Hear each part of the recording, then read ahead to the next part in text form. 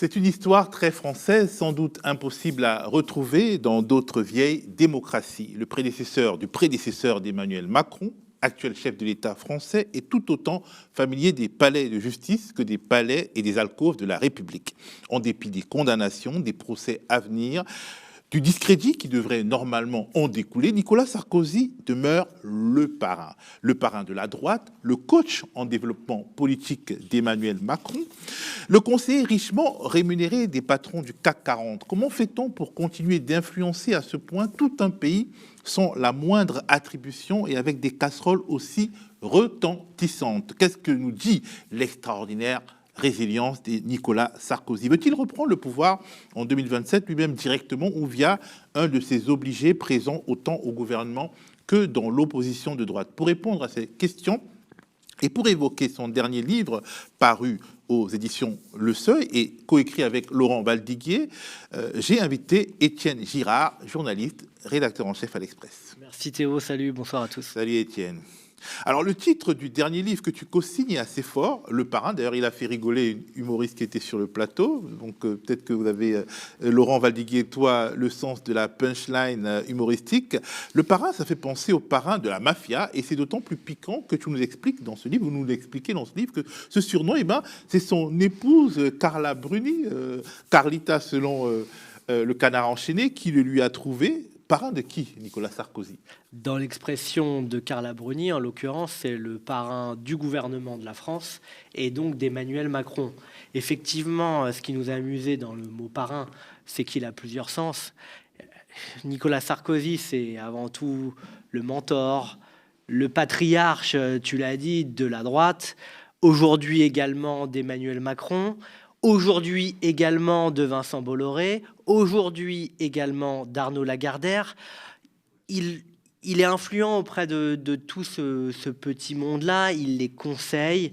Quand ils ne suivent pas ses recommandations, il met en place des sanctions par le biais de offres qui sont distillées dans la presse. Il fait en sorte que ses proches soient bien traités, que ses ennemis soient maltraités. Bref, il a vraiment un côté homme de pouvoir qui subsiste. Nous, on pense même... Homme de l'ombre.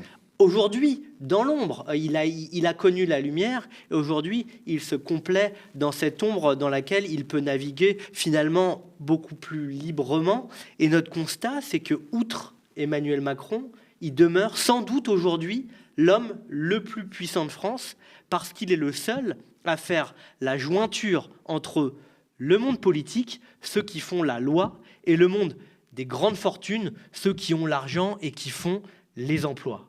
Le président du conseil d'administration de la France, quoi. Alors, le président du conseil d'administration, dans cette image-là, ce serait sans doute Emmanuel Macron.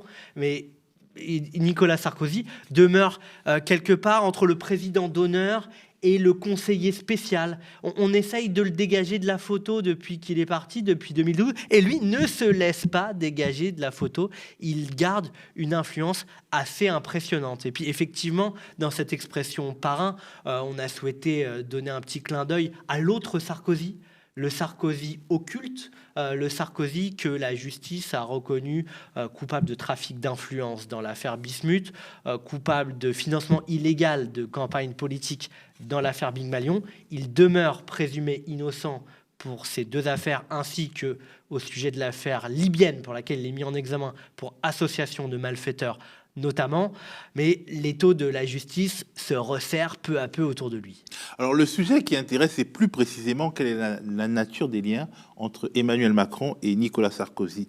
Et jusqu'où le premier, le second, est-il prêt à aller, jusqu'où Macron est-il prêt à aller pour aider Sarko et pour quelle contrepartie?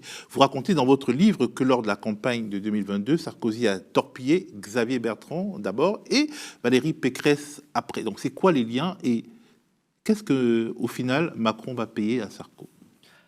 Au départ, il n'y a aucun lien entre Sarkozy et Macron. Ils ne se connaissent pas. Avant l'élection de 2017, ils ne se sont presque jamais parlé.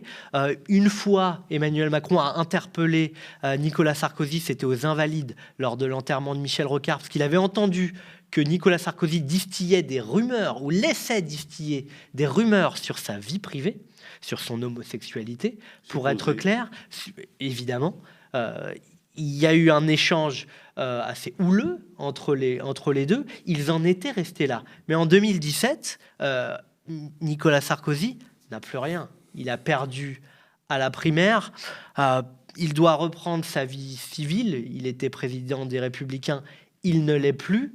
Et il trouve à la fois un intérêt à se rapprocher d'Emmanuel Macron, qui est le nouveau boss, et il a aussi, il faut le dire, une petite admiration pour le personnage qui a réussi une entreprise politique surprenante. Il se trouve que dans les premiers jours de son mandat, après qu'il ait entendu dire que Nicolas Sarkozy disait du bien de lui, Emmanuel Macron, nouveau président de la France, invite Nicolas Sarkozy à l'Élysée. C'est une rencontre de début juillet 2017, un dîner avec les épouses, et là va se nouer, c'est un coup de foudre professionnel, mais c'est aussi une alliance professionnelle favorisée par le fait que dès les premières minutes du dîner, Brigitte Macron va avoir ces mots, elle va aller voir Nicolas Sarkozy et lui dire « Vous savez, j'ai toujours voté pour vous, et d'ailleurs, j'ai dit à Emmanuel de faire pareil. » Et ça, Nicolas Sarkozy, qui est sensible, très sensible à la flatterie, eh bien, il adore. Il va se répandre de cette parole. D'ailleurs, on l'a entendu partout dans la presse, tout simplement parce que dès qu'il rencontre quelqu'un, il lui raconte cette anecdote. Et très vite, ils vont trouver l'un l'autre comment s'entraider. Alors, Nicolas... ça va aller, parce qu'on pense forcément à une protection judiciaire au bénéfice de Sarkozy. Ça ne marche pas des masses, pour l'instant, vu que les procès s'empilent. Mais dans la Ve République, le président a beaucoup de pouvoir. Surtout pour les délinquants, il peut faire beaucoup pour les protéger. Évidemment. On est rentré on a mis les deux pieds dans le plat sur ce sujet. Évidemment, la question, puisqu'il y a un article... rencontré Nicolas Sarkozy 2 fois. Oui, on l'a rencontré 2 fois. On a parlé longuement de ses sujets judiciaires. Il y a un sujet sensible, évidemment, autour de son statut judiciaire et qui est lié à Emmanuel Macron. C'est que le président de la République, on le sait, a potentiellement un droit de grâce judiciaire. Alors, le sujet n'a pas été abordé directement entre les deux hommes, ce sera absolument déplacé.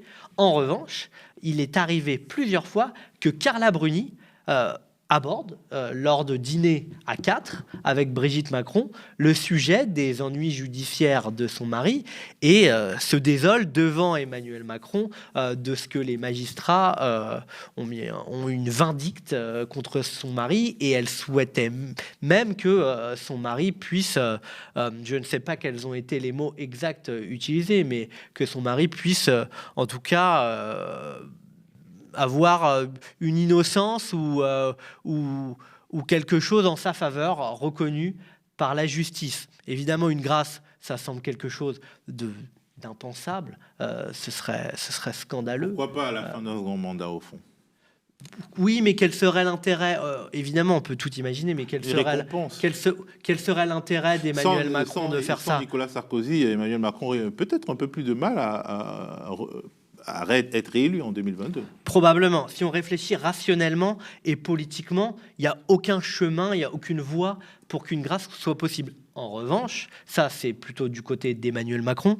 On a sollicité l'entourage, on n'a vu aucune porte s'ouvrir là-dessus. En revanche, du côté Sarkozy, oui, il y a quelque part tapis ce fol espoir qu'il pourrait avoir sa peine frappée d'une grâce, évidemment pas sans doute une grâce totale dans l'esprit de Nicolas Sarkozy, mais ça existe, les grâces partielles. Une grâce partielle permettant, par exemple, d'éviter un mandat de dépôt en prison, ou, par exemple, permettant d'éviter un bracelet électronique qui l'empêcherait d'aller à l'étranger.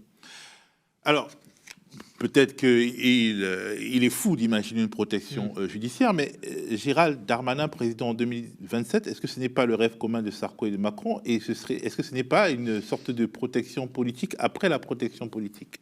Concernant Emmanuel Macron, je pense que lui, dans son cheminement personnel, n'en est pas là. Il n'a pas encore son candidat pour 2027. En revanche, côté Nicolas Sarkozy, c'est très très clair. Et lui, son candidat, son poulain, son filleul, pour reprendre la figure du parrain, c'est Gérald Darmanin. Il a reconnu en lui un héritier avec les mêmes qualités, cette énergie, cette ironie mordante dans les débats, et peut-être aussi avec les mêmes défauts que peuvent être une brutalité particulière dans la façon de faire de la politique. Mais c'est vrai, ça a été son fidèle, ça a été son porte-parole, ça a été son directeur de campagne.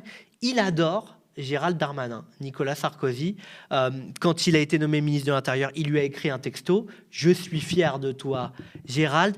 Il l'a toujours soutenu, c'est réciproque. Après que Nicolas Sarkozy ait été condamné, je crois que c'était dans l'affaire Big Malion, immédiatement après, il a été invité à l'Élysée, il a été à Beauvau, avec Gérald Darmanin, manière de montrer qu'il conservait toute l'amitié et l'estime de l'actuel ministre de l'Intérieur. Alors, c'est un peu anecdotique, mais c'est assez significatif de la manière dont fonctionne la machine médiatico-politique. Nicolas Sarkozy se rend intéressant, et tu l'as dit, pour de nombreux journalistes politiques, en les abreuvant de bons mots et de citations mesquines contre celles et ceux qui lui déplaisent. Ça permet d'exister. Tout à fait, et je pense aussi que ça permet une forme d'indulgence de la part des journalistes qui bénéficient de ces phrases qui sont savoureuses. Il a ses victimes préférées, Nicolas Sarkozy. Longtemps, ça a été Valérie Pécresse. Sa phrase préférée sur Valérie Pécresse, on la cite dans les livres, c'est « Rappelez-lui qu'elle gère les horaires de bus ». Puisqu'elle est présidente de la région Île-de-France, manière de montrer qu'elle n'a aucun pouvoir et que voilà, elle devrait se montrer plus modeste. Aujourd'hui, sa victime préférée, c'est Elisabeth Borne, qu'il déteste. Avant tout parce qu'elle a travaillé pour Ségolène Royal. Ils se sont vus en déjeuner, il lui a dit d'ailleurs, mais il s'est rendu compte que Elisabeth Borne détestait également Ségolène Royal. Il est un tout petit peu plus indulgent depuis, mais il la trouve quand même impolie et surtout mauvaise. D'ailleurs, quand elle a été nommée, il a dit à Emmanuel Macron « Bravo, vous venez de perdre les élections législatives ». D'ailleurs, sur ce sujet, il avait raison. Sarkozy est toujours très actif en coulisses dans le monde des affaires. Tu en as parlé au début. Il parle à l'oreille d'ultra-riches qui contrôlent les médias, comme des médias en tout cas, comme Arnaud Lagardère et Vincent Bolloré. Sa maison, c'est le groupe Lagardère. Et sa maison dans le monde des médias, c'est Paris Match et le Journal du Dimanche. Il adore ces deux journaux, depuis toujours. Il les a toujours lus. Et il a trouvé un moyen de joindre l'utile à l'agréable via Arnaud Lagardère, qu'il a nommé administrateur de son groupe.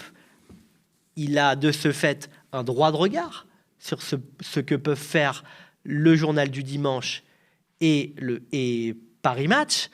Et ce droit de regard, il est avant tout industriel, mais il est aussi, on aborde le sujet, éditorial. Il est toujours très bien traité par le JDD et Paris Match. D'ailleurs, on en a parlé à Arnaud Lagardère, qui nous a reçus dans ses bureaux, et lui ne cache pas une très forte proximité entre lui et Nicolas Sarkozy, qu'il appelle son mentor. Il dit qu'il lui doit tout.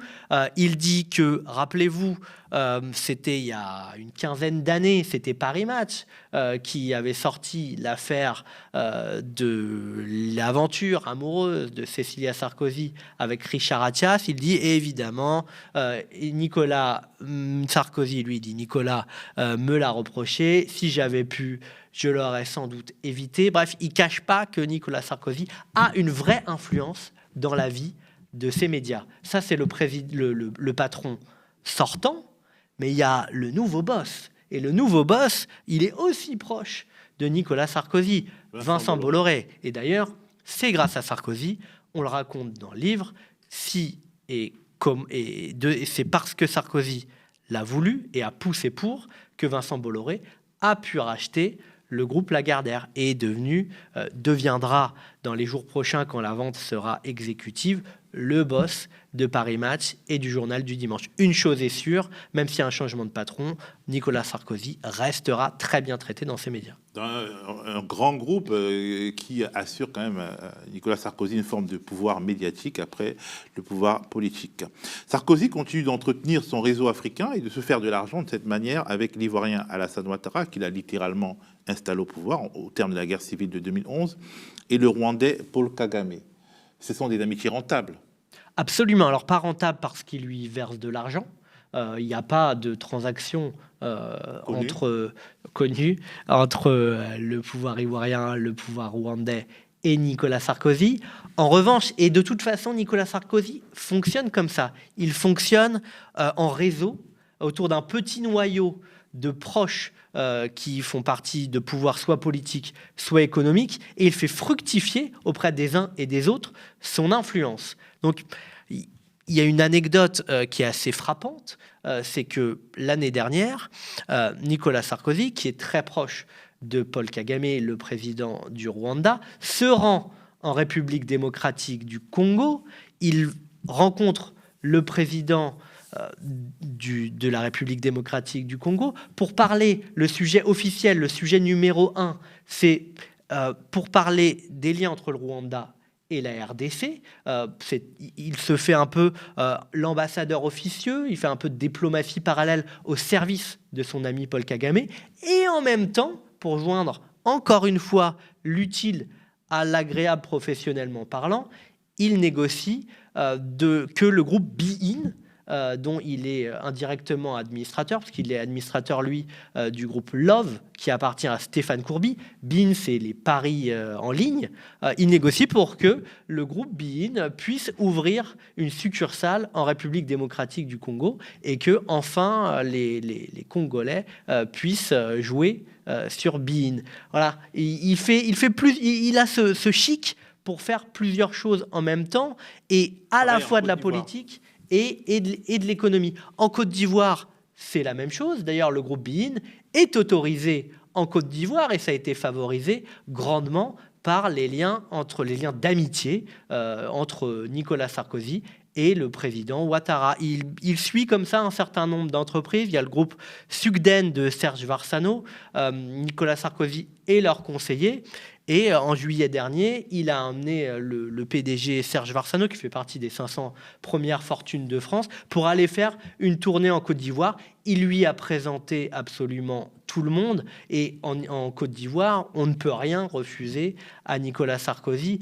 Donc, quand on est un entrepreneur et qu'on veut faire des affaires en Côte d'Ivoire, évidemment, passer par Nicolas Sarkozy et payer Nicolas Sarkozy, c'est utile. Sarkozy. Oui, alors le groupe Accor, c'est un peu différent. Nicolas Sarkozy, il en est l'administrateur. Il est même président du groupe au sein d'Accor qui s'occupe des investissements internationaux. Mais bien sûr, le groupe Accor considère que Nicolas Sarkozy est l'homme qu'il lui faut aujourd'hui. Voilà, il fabrique des hôtels, il les gère, et Nicolas Sarkozy aide à ouvrir des portes. Il l'a fait en Côte d'Ivoire, où il y a un certain nombre d'hôtels, notamment d'hôtels de grand luxe du groupe Accor qui ont ouvert ces dernières années, notamment par l'entregent de Nicolas Sarkozy. Et il s'occupe aussi des liens avec le Qatar, où il a beaucoup aidé le groupe Accor à ouvrir des établissements au Qatar. Bref, au final, l'ex continue de se faire beaucoup d'argent. Oui, c'est sûr, on peut même donner le montant, puisque nous, on le donne dans le livre, 250 000 € par mois. Vous avez bien entendu, c'est pas par an, c'est par mois, à découper entre l'argent qu'il gagne dans ses conférences. Ça, c'est des discours d'1 heure. D'ailleurs, souvent, il recycle de vieux discours d'1 heure devant des banquiers, des hommes d'affaires qui sont prêts à payer très cher pour ça. Et puis l'autre mamelle de sa fortune nouvelle, si je puis dire, ce sont ces fameux conseils à des entrepreneurs qui veulent avoir accès à des hommes politiques importants, donc le président de la Côte d'Ivoire, le président du Rwanda, les dirigeants du Qatar et d'autres hommes politiques, y compris en Russie. Une question d'actualité, Mediapart révélait récemment que dans son désir de se sortir de la mouise judiciaire, Sarkozy, il n'hésite pas à sacrifier ses amis, notamment la papesse des médias People, Mimi Marchand, dont vous parlez dans votre livre. Absolument. Alors lui dit qu'il connaît très peu Mimi Marchand. D'ailleurs, je n'avais pas son numéro de téléphone, dit-il quand on l'interroge sur Mimi Marchand. Je ne sais pas pour le numéro de téléphone. Il y a une chose qui est attestée en revanche, c'est que Mimi Marchand est proche de très longue date de son épouse Carla Bruni. Il est attesté de la même façon que Nicolas Sarkozy lors de cette affaire dite Sauver Sarko a rencontré Mimi Marchand à son domicile, alors qu'elle était allée voir officiellement Carla Bruni. On peut peut-être raconter de quoi il s'agit. On est en novembre 2020 et Nicolas Sarkozy crie victoire. La vérité éclate enfin, dit-il. Il tweet sur X. Il y a un article de Paris Match dans lequel le journaliste de Paris Match raconte sa rencontre avec l'intermédiaire Zad Takieddine au Liban, et Zad Takieddine semble revenir sur son témoignage dans l'affaire libyenne. Il avait dit qu'il avait financé la campagne de Nicolas Sarkozy. Il avait même dit qu'il était allé remettre des sacs d'argent à Nicolas Sarkozy au ministère de l'Intérieur. Dans cet article, il semble faire machine arrière. Nicolas Sarkozy donne des interviews très rapidement. Il parle à BFM, il explique que la vérité éclate, que c'est une machination depuis le début. Le parquet national financier, chargé de l'affaire libyenne, se rend au Liban, après un second article de Paris Match, je vous passe les détails, mais patatras, Zad Takieddine revient sur sa rétractation, je ne sais pas si vous avez suivi, et il dit si, la campagne libyenne a bien été financée par des fonds libyens. La campagne de Sarkozy. Oui, la campagne de Sarkozy de 2007 a bien été financée par des fonds libyens, et les enquêteurs, en retraçant un peu les transactions de Zad Takieddine, se rendent compte que son témoignage initial a été acheté et que un demi-monde d'entremetteurs, d'intermédiaires, de personnages d'ailleurs parfois assez louches se sont activés en coulisses pour obtenir cette rétractation initiale. En tout, c'est 600 000 € qui ont transité dans cette affaire Sauvé Sarko. La grande prêtresse, le personnage central de cette affaire, c'est évidemment Mimi Marchand, qui s'est rendue une fois au Liban et qui est soupçonnée d'avoir organisé tout ça avec l'aval et la demande de Nicolas Sarkozy. Donc ce serait Sarkozy qui aurait commandité cette rétractation sur fond d'argent. Donc c'est une subornation de témoins. Ce serait une subordination de témoins. Nicolas Sarkozy a récemment été mis en examen dans cette affaire, comme dans toutes les affaires dans lesquelles il est cité, il clame son innocence. Voilà, exactement. Lui dit, effectivement, des pièces que vous me présentez, il y a eu cette opération financière. Moi, je n'ai jamais été au courant de ça. Je n'ai jamais été au courant qu'il y avait de l'argent autour de cette affaire, donc je suis complètement innocent. C'est ce demi-monde qui a comploté sans m'en parler. Mais ce qui est sûr, c'est que... À mon service, quand même, le demi-monde. C'est totalement à son service. Mais elle a insu de son plein gré. Exactement. Ce qui est attesté, c'est que tout s'est fait à son service. Mais évidemment, sur lui, l'intentionnalité, il y a un doute, c'est-à-dire qu'il n'y a pas de preuve directe à ce stade des magistrats, mais il a tout de même été mis en examen dans cette affaire. Et même Marchand, qui est ou a été aussi proche du couple Macron et qui apparaît en filigrane dans l'affaire Benalla. La dernière question, Étienne, est-ce que Nicolas Sarkozy pense toujours à revenir au pouvoir en se rasant le matin ? Je vais te raconter une scène. Quand on est allé le voir, moi je lui ai posé cette question assez cash. Je lui ai dit, est-ce que vous pouvez nous certifier à 100% que vous ne reviendrez pas, ou que vous ne reviendrez jamais? Et il a eu cette réponse qui m'a quand même marqué. Il a dit, dans l'océan d'incertitude qu'est notre société, il serait grotesque de prendre un engagement définitif. Ce que j'ai compris, c'est que le matin, en se rasant, il y pense toujours, finalement. Et d'ailleurs, tous ses proches disent « la politique, c'est ça qui l'amuse vraiment. Et si un jour, il y a une dent, un cheveu, un mini trou de souris, alors oui, il essayera de revenir. » D'ailleurs, les gens des Républicains qui continuent à venir le voir sont parfois époustouflés par les plans sur la comète qu'il fait. Il imagine toujours prendre que quelqu'un de droite, sans doute Gérald Darmanin, pourrait prendre En Marche et soit se présenter à la présidentielle, soit aider un monsieur X. Et on imagine bien quel pourrait être ce monsieur X. C'est pour ça peut-être que vous utilisez beaucoup les images de La Folie des Grandeurs, le film La Folie des Grandeurs avec Louis de Funès, avec quelqu'un qui justement ne s'avoue jamais vaincu et complote tout le temps finalement. Mais ça, c'est Olivier Marleix, le président du groupe Les Républicains à l'Assemblée nationale, qui a trouvé cette comparaison quand il me racontait la scène. Lui, il me racontait qu'il était allé voir Nicolas Sarkozy à la fin de la campagne présidentielle 2022 et il voyait un Nicolas Sarkozy absolument enthousiaste qui imaginait qu'avec la deuxième victoire d'Emmanuel Macron, ce seraient les sarkozystes qui prendraient le pouvoir. Et il imaginait déjà comment les sarkozystes prendraient le pouvoir à En Marche. Et Olivier Marleix me disait oui, ça me rappelait Louis de Funès dans La Folie des Grandeurs, précisément. Vous savez, il y a, dans la scène de fin de La Folie des Grandeurs, Louis de Funès est redevenu un esclave, mais il rêve toujours de prendre le pouvoir et auprès de son ami, il échafaude comme ça un énième complot. Il dit le perroquet divorce du roi, je me marie au roi et je deviens reine. Et voilà. Et c'était comme ça que le voyait Olivier Marleix, c'est-à-dire comme quelqu'un un peu du passé qui finalement délirait en imaginant un énième retour politique en héros. Effectivement, on n'en est pas là et Nicolas Sarkozy devra peut-être se contenter de ses juteux émoluments dans la sphère privée. Merci Étienne. Je rappelle que tu es co-auteur avec Laurent Valdiguier de ce livre, Le Parrain, Sarko après Sarko, l'enquête, un livre riche, passionnant, plein d'anecdotes significatives paru aux éditions Le Seuil.